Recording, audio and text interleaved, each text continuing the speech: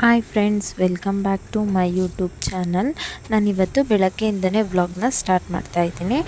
ಇವತ್ತು ಏನಪ್ಪ ಸ್ಪೆಷಲ್ ಅಂತ ಹೇಳಿದ್ರೆ, ಇವತ್ತು ಭೀಮ್ನ ಅಮಾವಾಸ್ಯೆ. ಸೊ ಅದರಿಂದ ನಾನು ಇವತ್ತು ಭೀಮ್ನ ಅಮಾವಾಸ್ಯೆನ ನಮ್ಮ ಮನೇಲಿ ಯಾವ ರೀತಿ ಪೂಜೆ ಮಾಡಿದ್ವಿ, ಯಾವ ರೀತಿ ಭೀಮ್ನ ಅಮಾವಾಸ್ಯೆ ಮಾಡಿದ್ವಿ ಅಂತ ನಾನು ಇವತ್ತಿನ ವಿಡಿಯೋದಲ್ಲಿ ಶೇರ್ ಮಾಡ್ತಾ ಇದ್ದೀನಿ.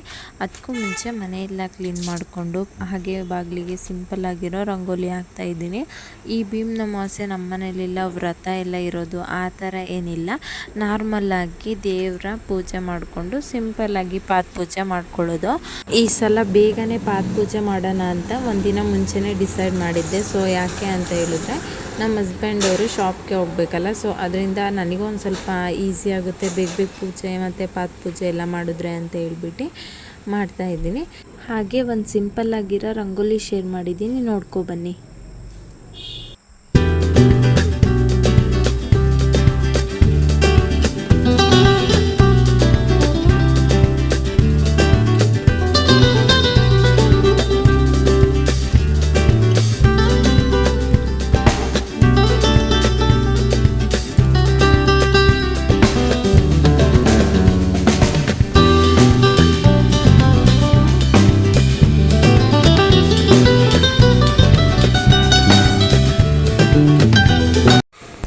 ಮನೆ ಕೆಲಸ ಎಲ್ಲ ಮುಗಿಸ್ಕೊಂಡಿದ್ದಾಯಿತು.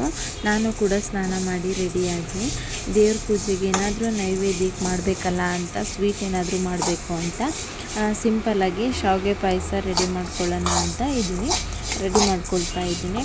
ಯೂಶ್ವಲಾಗಿ ಶಾವಿಗೆ ಪಾಯಸ ಮಾಡೋದು ಎಲ್ರಿಗೂ ಗೊತ್ತೇ ಇರುತ್ತೆ. ಸೊ ನಾನು ಹಾಗೆ ಸಿಂಪಲ್ಲಾಗಿ ಪಾಯಸನ ರೆಡಿ ಮಾಡ್ಕೊಳ್ತಾ ಇದ್ದೀನಿ. ಮೊದಲಿಗೆ ನಾನಲ್ಲಿ 1 ಕಪ್ ಆಗೋಷ್ಟು ಶಾವಿಗೆನ ನಾನಿಲ್ಲಿ ನೀಟಾಗಿ ಫ್ರೈ ಮಾಡ್ಕೊಳ್ತಾ ಇದ್ದೀನಿ. ಇದು ಕಲರ್ ಚೇಂಜ್ ಆಗೋ ತನಕ ಒಂದು ಸ್ವಲ್ಪ ತುಪ್ಪ ಹಾಕ್ಕೊಂಡು ಫ್ರೈ ಮಾಡಿಕೊಂಡೆ. ಮತ್ತು ಇಲ್ಲಿ ನಾನು ಹಾಲು ಕಾಯಿಸಿಟ್ಕೊಂಡಿದ್ದೆ. ಸೊ ಆ ಹಾಲು ಕುದಿಯೋ ಟೈಮಲ್ಲಿ ಸ್ವಲ್ಪ ಸಕ್ಕರೆನ ಆ್ಯಡ್ ಮಾಡ್ಕೊಳ್ತಾ ಇದ್ದೀನಿ. ನಿಮಗೆ ಸಕ್ಕರೆ ಎಷ್ಟು ಬೇಕು ಸ್ವೀಟಿಗೆ ಅಷ್ಟನ್ನು ಆ್ಯಡ್ ಮಾಡ್ಕೊಳ್ಬೇಕು. ಮತ್ತು ಹುರಿದಿಟ್ಕೊಂಡಿರೋ ಶಾವಿಗೆನೂ ಹಾಕಿ ನೀಟಾಗಿ ಒಂದು ಸಲ ಮಿಕ್ಸ್ ಮಾಡಿ ಬಿಡಬೇಕು. ಅದು ಬೇಯೋ ತನಕ ಬಿಡಬೇಕು. ಮತ್ತು ಅಷ್ಟೊತ್ತಿಗೆ ಏಲಕ್ಕಿ ಜಜ್ಜಿಟ್ಕೊಂಡಿರೋ ಏಲಕ್ಕಿ ಪುಡಿ ಮತ್ತು ಹುರಿದಿಟ್ಕೊಂಡಿರೋ ಫ್ರೈ ಮಾಡಿಟ್ಕೊಂಡಿರೋ ದ್ರಾಕ್ಷಿ ಗೋಡಂಬಿನ ಹಾಕಿದ್ರೆ ಪಾಯಸ ರೆಡಿ ಆಗುತ್ತೆ. ಸೊ ಅಷ್ಟೊತ್ತಿಗೆ ಪಾಯಸ ರೆಡಿ ಆಗೋಷ್ಟೊತ್ತಿಗೆ ನಾನು ಪೂಜೆ ಮಾಡ್ಕೊಳ್ಳೋಣ ಅಂತ ದೇವರಿಗೆಲ್ಲ ರೆಡಿ ಮಾಡ್ತಾಯಿದ್ದೀನಿ.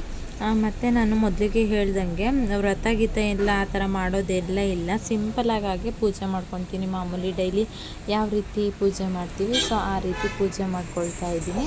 ಹಾಗೆ ನೈವೇದ್ಯಕ್ಕೆ ಅಂತ ಪಾಯಸ ಮಾಡಿದ್ನಲ್ಲ, ಅದನ್ನೆಲ್ಲ ಇಟ್ಟು ಪೂಜೆ ಮಾಡ್ತಾಯಿದ್ದೀನಿ. ನೋಡ್ತಿರ್ಬೋದು ನೀವು, ಈ ಥರ ಸಿಂಪಲ್ಲಾಗಿ ಪೂಜೆ ಮಾಡಿದ್ದೀನಿ. ಪೂಜೆ ಆದ ನಂತರ ನಮ್ಮ ಹಸ್ಬೆಂಡ್ಗೂ ಪಾದ ಪೂಜೆ ಮಾಡೋಣ ಅಂತ ಎಲ್ಲ ರೆಡಿ ಮಾಡಿಟ್ಕೊಂಡಿದ್ದೀನಿ. ಸೊ ಯಾಕೆ ಇಷ್ಟು ಬೇಗ ಈ ಸಲ ಯಾಕೆ ಇಷ್ಟು ಬೇಗ ಮಾಡ್ತಾಯಿದ್ದೀನಿ ಅಂತ ಹೇಳಿದ್ರೆ, ಅವರು ಶಾಪ್ಗೆ ಹೋಗ್ಬೇಕಲ್ಲ. ಸೊ ಅದರಿಂದ ಬೆಳಗ್ಗೆ ಹೋದ್ರೇ ನೈಟ್ 10 ಗಂಟೆ ಆಗುತ್ತೆ ಬರೋದು. ಸೊ ಅದಕ್ಕೋಸ್ಕರ ನಾನು ಬೆಳಗ್ಗೆನೇ ಪೂಜೆ ಮಾಡಿಕೊಂಡ್ರೆ ನನಗೂ ಈಸಿ ಆಗುತ್ತೆ, ಅವರಿಗೂ ಈಸಿ ಆಗುತ್ತೆ ಅಂತ ಹೇಳ್ಬಿಟ್ಟು ಬೆಳಗ್ಗೆನೇ ಬೇಗನೆ ಮಾಡ್ಕೊಳ್ತಾ ಇದ್ದೀನಿ.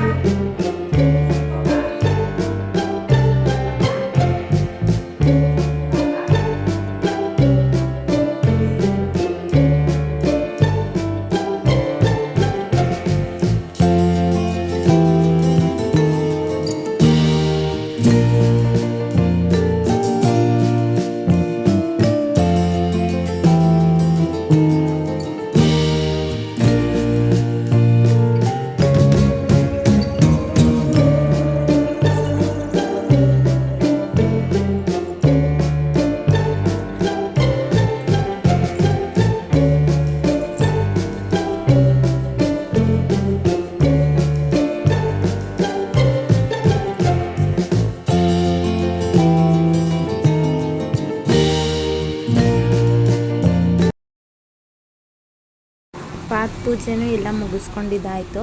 ಲಾಸ್ಟಿಗೆ ಆರತಿ ಮಾಡಿ ಗಂಡನಿಗೆ ಪಾದ ನಮಸ್ಕಾರ ಮಾಡ್ಕೊಳ್ತಾ ಇದ್ದೀನಿ. ಇದಾಗಿತ್ತು ಇವತ್ತಿನ ವ್ಲಾಗ್. ಈ ವ್ಲಾಗ್ ನಿಮಗೆ ಯಾರಿಗಾದರೂ ಇಷ್ಟ ಆಗಿದ್ದರೆ ಪ್ಲೀಸ್ ಲೈಕ್ ಮಾಡಿ, ಶೇರ್ ಮಾಡಿ, ಸಬ್ಸ್ಕ್ರೈಬ್ ಮಾಡಿ. Thank you for watching.